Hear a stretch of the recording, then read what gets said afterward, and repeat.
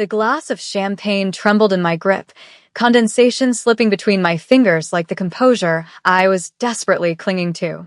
The gallery hummed with polite laughter and the clink of expensive crystal, but all I could hear was the blood rushing in my ears as I spotted him across the room. Richard. My ex-fiancé stood near the modernist sculpture, his hand resting possessively on the lower back of a blonde woman draped in Chanel. 3 years had passed since he'd shattered our engagement. Since he'd told me I was too ordinary for the life he wanted to build. 3 years since I'd packed my belongings from our shared apartment while he watched, arms crossed, not offering to help carry a single box. The gallery's air conditioning raised goosebumps on my dark skin, but I couldn't tell if it was the chill or the anxiety crawling up my spine. I'd come tonight because my best friend insisted I needed to get out, to stop hiding. I wasn't hiding. I was surviving. I turned toward the exit, suddenly feeling threadbare compared to the couture surrounding me. My dress, an elegant red Calvin Klein I'd found at a consignment shop, hugged my curves perfectly, contrasting beautifully with my complexion, yet under Richard's gaze, I felt exposed. Nia. Nia Williams. I froze. My maiden name. He didn't know. Of course, he didn't know. Forcing my features into something resembling calm, I turned. Richard approached with that familiar swagger, the blonde trailing behind him like an accessory. His cologne hit me like a physical assault, bringing back memories of arguments and ultimatums. "I thought that was you," he said, his eyes scanning me from head to toe in a way that made my skin crawl. Not with desire, but with appraisal, like I was livestock at an auction. "Wow, you look exactly the same." Though, that red is a bold choice. The way he said it, I knew he didn't mean it as a compliment. "Richard." I managed to keep my voice steady, proud of myself for that small victory. "This is Chloe," he gestured to the blonde, who extended a hand weighted down by what had to be a 3-carat diamond. "My fiancé. We're getting married in the Hamptons next month." "Congratulations," I murmured, the word tasting like ash. "And you?" Chloe's voice dripped with practiced sweetness, the kind that barely concealed the knife underneath. "Are you here with someone?"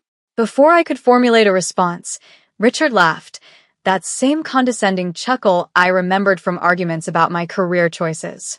"No husband yet, Nia. Still waiting for your prince to come." The words hit their target. I felt my cheeks burn, my throat tightening. Around us, conversations continued, oblivious to my humiliation. The gallery's white walls suddenly felt like they were closing in. "Actually," I started, but Richard was already talking over me. "You know, I always wondered if you'd end up alone," he continued, and I could see Chloe trying to hide a smirk. "You were always so picky, so unwilling to compromise. I tried to help you see what you needed to change," but he shrugged as if my entire existence was a failed project he'd abandoned. Something inside me snapped. Maybe it was the way he stood there so smug, so certain of my failure. Maybe it was the 3 years of rebuilding myself, of learning to stand on my own at only 22 years old, only to have him try to knock me down again. "I'm married," I said quietly. The words hung in the air between us. Richard's expression shifted from amusement to confusion. "You're what? Married?" I lifted my left hand where the platinum band caught the gallery lights. It was simple, elegant, and had cost more than Richard made in 6 months, though he didn't need to know that. 6 months ago. Chloe's perfectly microbladed eyebrows rose. "Oh, to whom?" The question felt like a trap. My husband and I had agreed to keep things private. His world and mine existed in separate spheres. The arrangement was simple.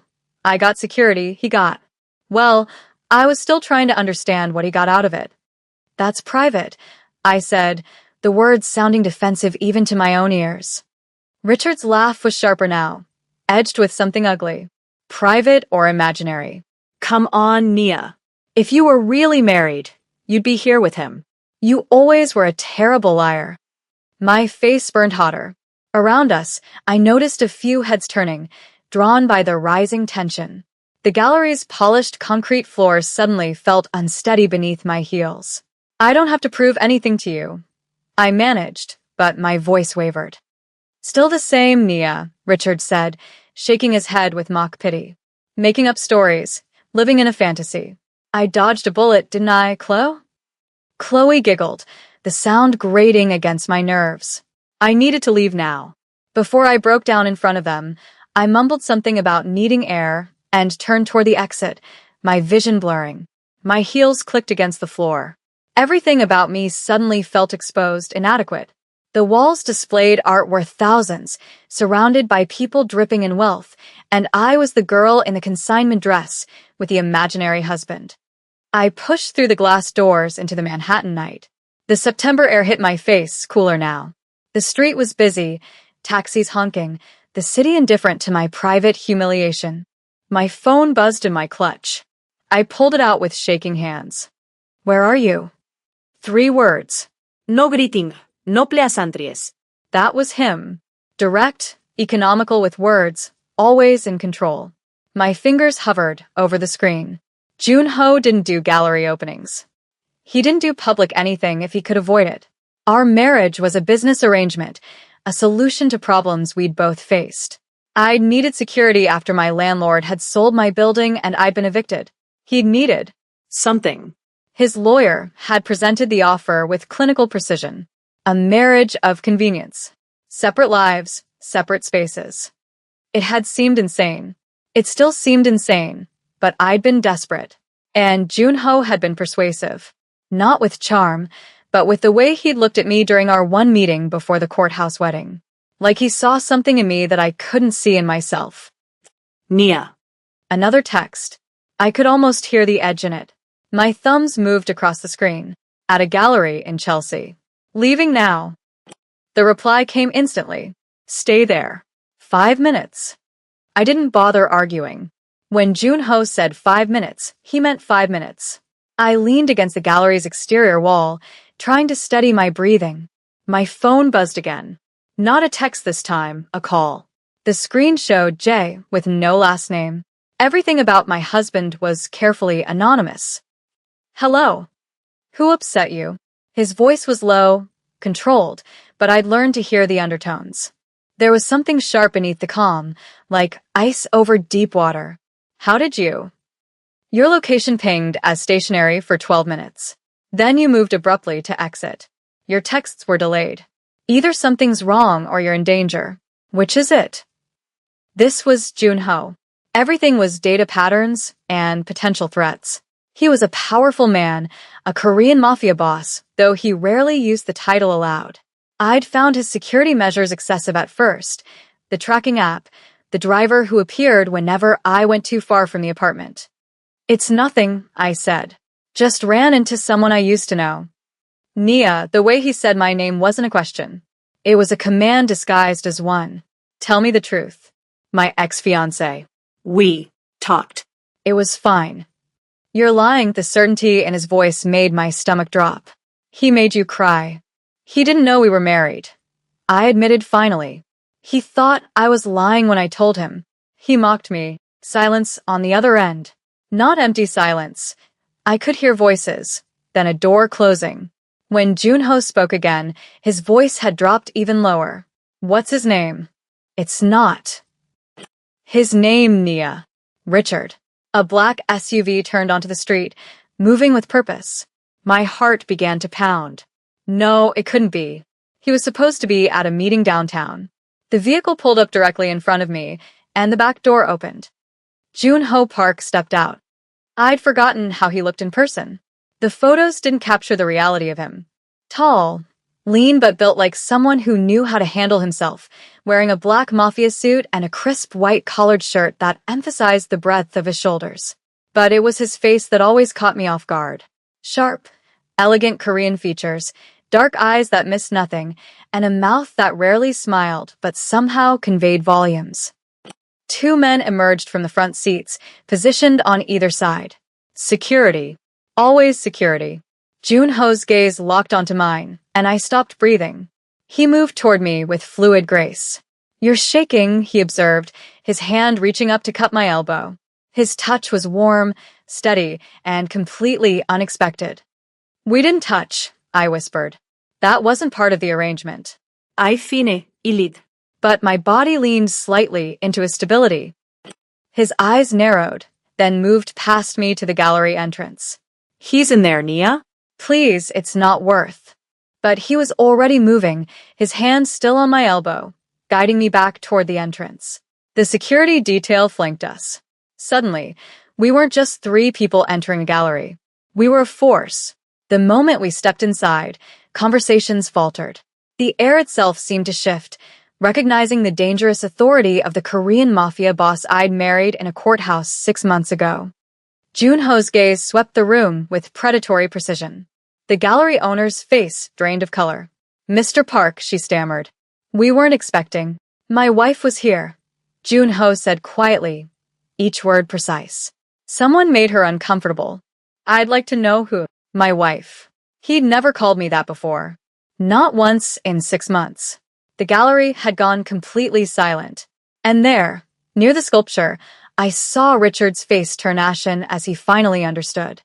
Every eye in the room had shifted from the art to us, to Junho's hand still firm on my elbow, to the men flanking us with the stillness of coiled violence. I'd never seen him like this. In our brief clinical meetings, Junho had been controlled, professional. But this was different. There was something burning beneath his composed exterior. "Nia," his voice dropped lower, "meant only for me. Point him out." "The one in the gray suit," I heard myself whisper. The crowd parted without anyone consciously deciding to move. We stopped 3 feet from Richard and Chloe. Up close, I could see the sweat beading on Richard's forehead. Chloe had gone pale, her engagement ring suddenly looking gaudy rather than impressive. "You spoke to my wife," Junho's voice carried despite its quietness. It wasn't a question, it was a statement of fact from a mafia boss who did not tolerate disrespect. Richard's mouth opened and closed. We were just catching up. Old friends." "Friends," Junho repeated the word like he was tasting something rotten. "Is that what you call questioning the legitimacy of her marriage? Mocking her in public?" "I didn't mean. I wasn't." "You told her she was lying." Junho took 1 step closer. Just one. But something in that movement made Richard stumble backward. "You called her a liar in front of your fiancé, in front of strangers. You humiliated her." "It was a misunderstanding," Chloe interjected, her voice shrill. Richard didn't know she was actually.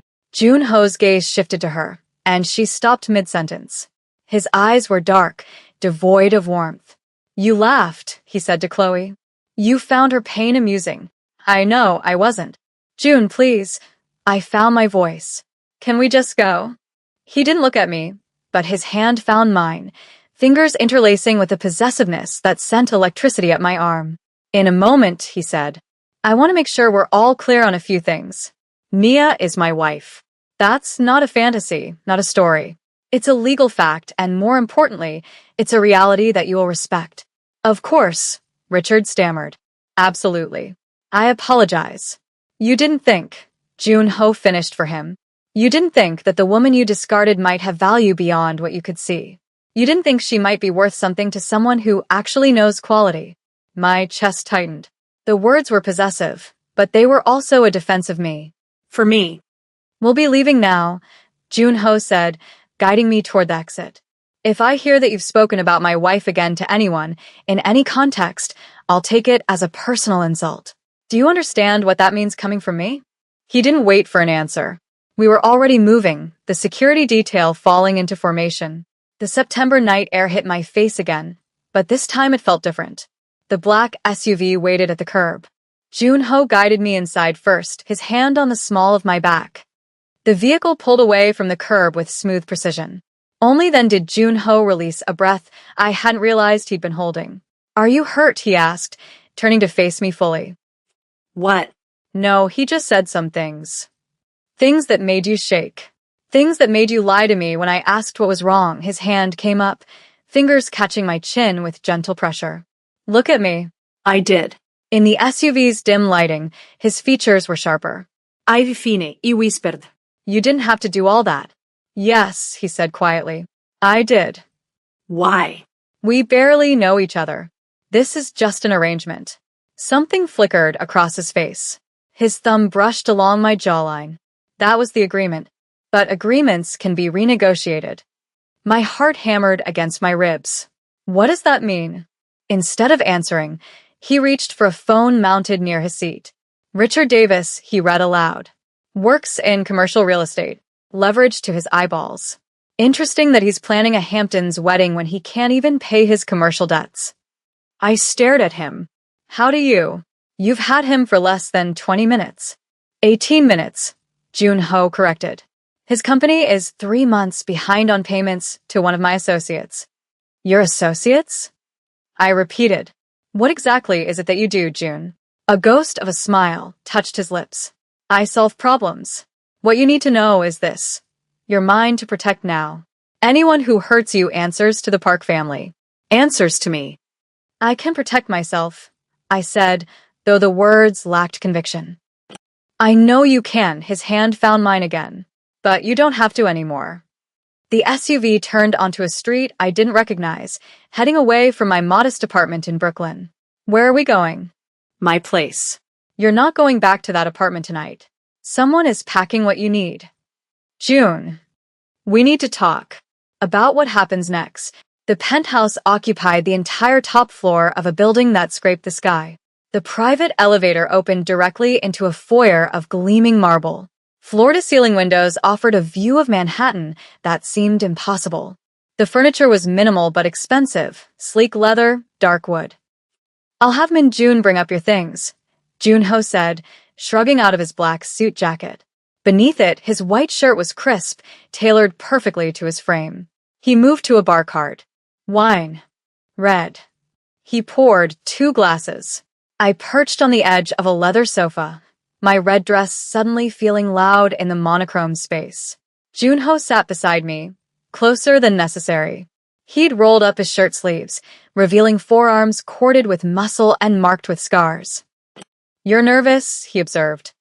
You had someone pack my things without asking me. You brought me here, without asking. What you did at the gallery needed to be done. No, it didn't. We have an arrangement. Separate lives.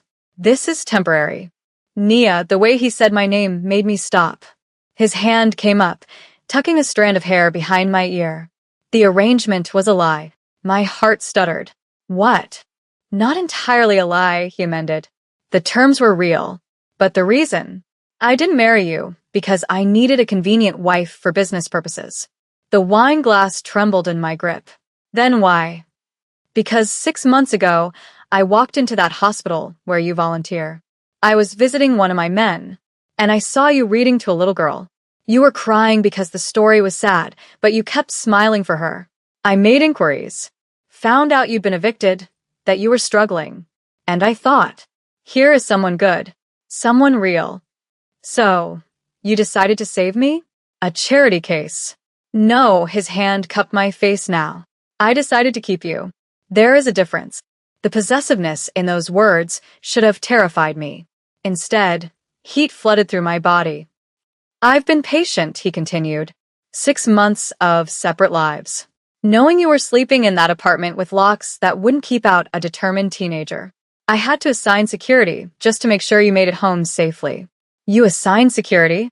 The man at the bodega. The woman who jogs your route. Mine. I should have felt violated. Instead, I felt the weight of being seen. Why tell me this now? Because of what happened tonight. Because I saw how he made you feel small. And I'm done pretending this is temporary. I want a real marriage, Nia. With you. You don't know me. I managed weekly. I know you volunteer every Saturday. I know you eat Thai food when you're sad. I know you're stronger than you think. I'm not a good man, Nia. I am a mafia boss. I've done things that would make you run if you knew the details. But I swear to you, I will never hurt you. That sounds like obsession. Yes, he admitted, his eyes dark. That's exactly what it is. I should be scared. Are you? I searched my feelings. No. Then say yes. To staying. To being mine in more than just name. What about the 2-year timeline? Forget the timeline. I want forever, Nia. I want every man who looks at you to know exactly who you belong to. My pulse raced where his hand rested against my throat. I need time. This is too fast. You have tonight. Sleep here. Let me show you what this could be.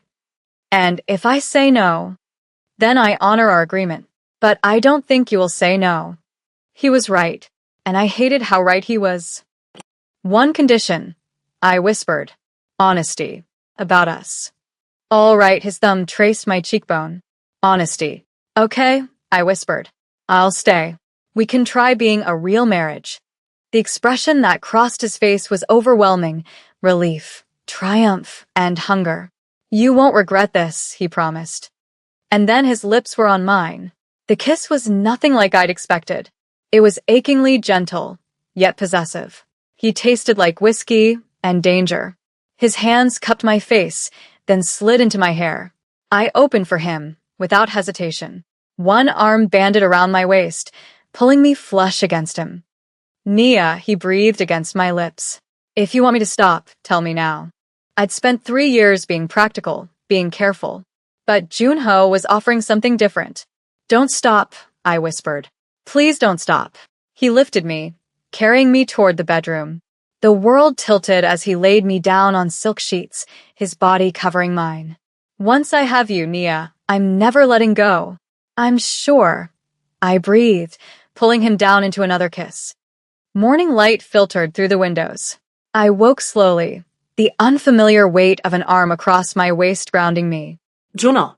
Memory flooded back, his touch, his voice, the way he'd worshipped my body. You're thinking too loud.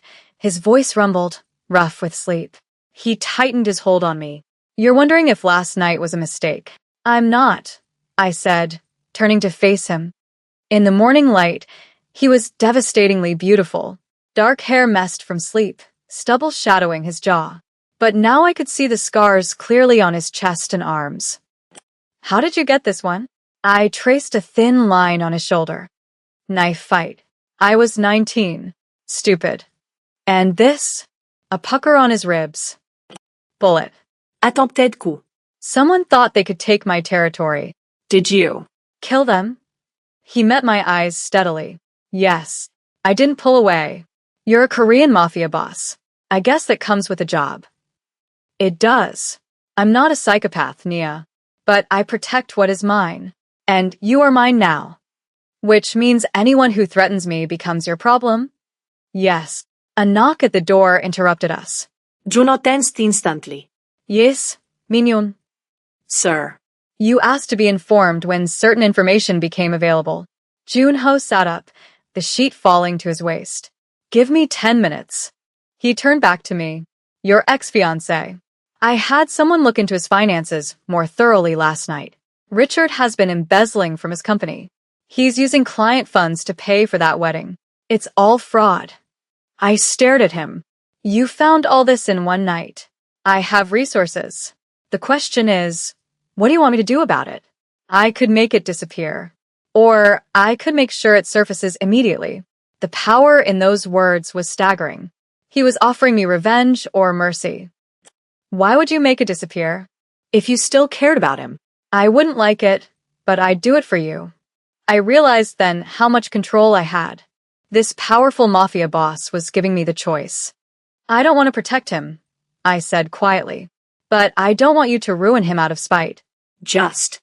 Let justice run its course. Don't interfere. Junho nodded, looking satisfied. You're better than me. All right. We won't point the authorities in his direction. But we won't stop them either. Thank you. Don't thank me. Now get dressed. I have a surprise. 2 hours later, we pulled up outside a building in Brooklyn. My old apartment building. Why are we here? I asked. Junho guided me to my old door, apartment 3C, and unlocked it. I stepped inside and froze. The place had been transformed. Fresh paint, new floors, but more importantly, my things were here. My paintings, my books, my mismatched mugs. I don't understand. I bought the building 6 months ago, Junho confessed. The eviction notice. I orchestrated it. I turned to stare at him. What? I needed a way to approach you. Needed you desperate enough to accept the marriage offer. So, I created the situation. Anger sparked hot and bright. You manipulated me. Yes. I won't deny it. But Nia, look around. I've spent the last 6 months renovating this place for you. Even if you chose to leave me after 2 years, This was going to be yours. Paid for. Safe. You're insane, I said, but the anger was fading as I looked at the care in every detail. Completely, he agreed. Is that a deal breaker? I looked at him. Jun-ho Park, the Korean Mafia boss who had manipulated me into marriage, but had also ensured I would never be homeless again. Who defended me. Who loved me with a terrifying intensity. I should say yes, I admitted. But I'm staying with you. In the penthouse. Relief washed over his features. Really? Yes. As your wife. But I'm keeping this apartment as a studio. Done. He pulled me against him. You won't regret this. I know, I whispered, pressing a kiss to his jaw. I choose you. Obsession, mafia empire and all. 3 weeks later, I sat in the children's ward at the hospital, reading to a new patient. Min-jun and the security team waited outside, discreet but present. Richard's arrest had made the news last week. Fraud and embezzlement. Chloe had left him immediately. He was a closed chapter. Mrs. Park. The little girl looked up from the book. You're smiling. Is it a happy story? I glanced down at the page. Yes, I said softly. Very happy, because it was. I had been ordinary and invisible, and then a man in a black mafia suit had seen me, truly seen me. It wasn't a fairy tale. It was messy and dangerous. But we were real, Jun-ho and I. And I wouldn't trade being the mafia boss's wife for anything in the world.